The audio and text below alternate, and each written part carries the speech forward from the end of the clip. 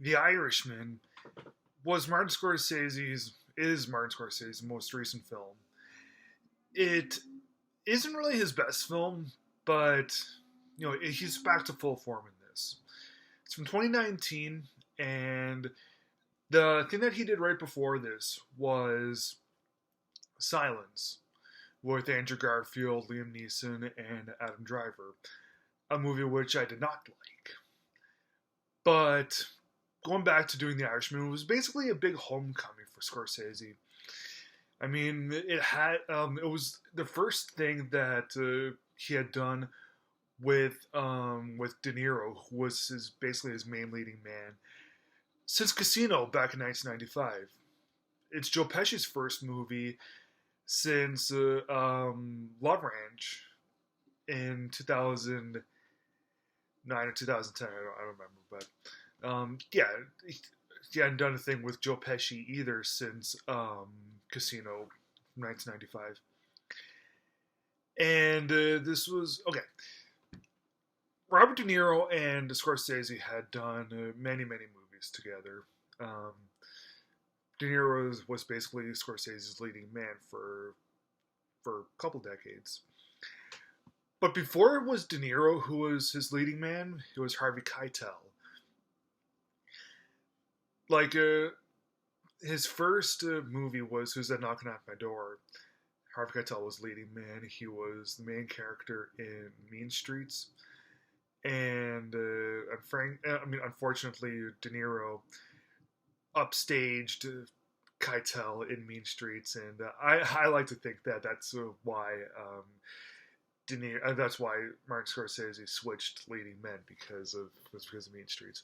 But anyway, we're going over a tangent. Harvey Keitel had not done a movie with Scorsese since The Last Temptation of Christ back in 1988. So yeah, this is a big homecoming. Robert De Niro and Al Pacino have done a couple movies together, and they'd never done a Scorsese thing together. That's really the thing that was missing. They did the second Godfather movie together. Well, separate stories, which is still the best thing that they've ever done together. Then they did Heat in 1995, and then they did a Righteous Kill in 2008, which I personally didn't think was too bad, but a lot of people didn't like it. But this one right here, everyone's really at the top of their game right here. This was the year that Brad Pitt won the Oscar for Once Upon a Time in Hollywood. I like that one a little bit more than this, but I really didn't think that. Okay, I knew that Brad Pitt was gonna win the Oscar no matter what. But did I think that he was as deserving as Al Pacino or Joe Pesci in this? No.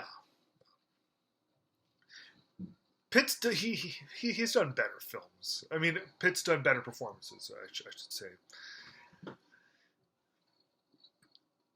So yeah, I mentioned some of the leads. Some other people that happen to be in this are Bobby Cannavale. You don't know who he is? Just Google him. Ray Romano plays Joe Pesci's cousin and De Niro's lawyer in this. And Anna Paquin's in this. She barely has any lines, but it's Anna Paquin. She's a great actress. Jesse Plemons is in this too. So yeah, I don't want to ruin a whole lot of like any sort of guest surprises, but yeah, come on, like that. I really want to say that that's really good. Like, hey, look who it is in there and everything, because Scorsese hadn't done that in a long time with some of his things. One really good thing that this movie has going for it is it has that typical Scorsese touch to it.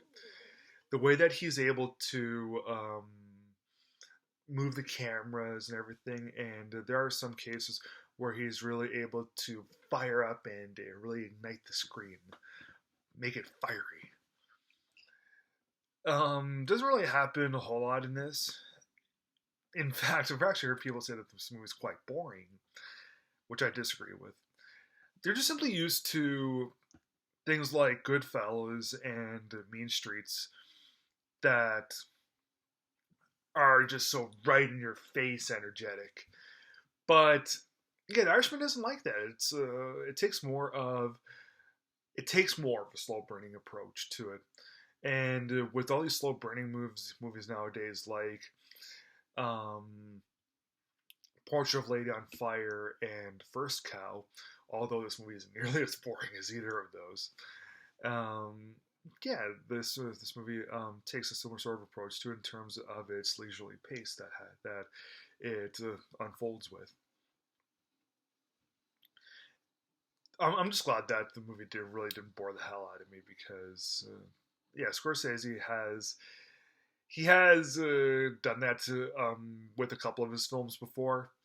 Like his worst film, Boxcar Bertha, was pretty dull, and Silence I didn't like. Well, that's one of the reasons why I didn't like Silence was because I thought it was a pretty dull film. Color of Money, yeah, we can all agree that that's one of Scorsese's worst films too. But this film right here is a little too well made for like the wonderment of everything is always intact. This movie also well, one of the good things that this movie had going for it was its de-aging process. The movie takes place over the course of several decades. Um, De Niro and Joe Pesci, yeah, I guess you consider them to be geriatrics now. But the way that the movie unfolds, um, I mean, like they start off as young guys in this. Well, maybe not young, but you know, they're not as old as they are in real life as they start off in the movie. So, yeah, using really state of the art computer technology and no makeup, they were able to really shave several decades off of Pesci and De Niro. It's pretty cool stuff. The general storyline of this, it's a typical Scorsese rise and fall. Frank Sheehan is this Irish guy. Well, not really Irish guy. He's an Irish. He just happens to have an Irish name. Um, he meets uh, he meets Joe Pesci, and strikes up a friendship between them. De Niro's, I mean Frank Sheehan, who's De Niro's character, he's a truck driver and ends up getting into the union and works his way up. Meets Jimmy Hoffa, befriends Jimmy Hoffa, and he may or may not have something to do with his disappearance. Yeah, Al Pacino does a great job as Jimmy Hoffa. I didn't think he was as good as when Jack Nicholson played him in 1992. This movie itself was better than Hoffa. Pacino does a great job playing Jimmy Hoffa, but he wasn't as good as when Nicholson played him. Maybe one of the reasons is because Nicholson looks more like Jimmy Hoffa than Al Pacino does. But you know what? That's fine. It's fine. Yeah, this movie. Okay, the movie is 3.5 hours. Okay. No, it did not need to be as long. This isn't like JFK where like the movie it's perfect at the length that it is. This movie could have been shorter and it would have been just as good, but you know, um, 3.5 hours. It is a little that is quite a length. Could have been shorter, but you know, I'm glad that it was the length that it is. So yeah, I'm going to give The Irishman a perfect 4-star score.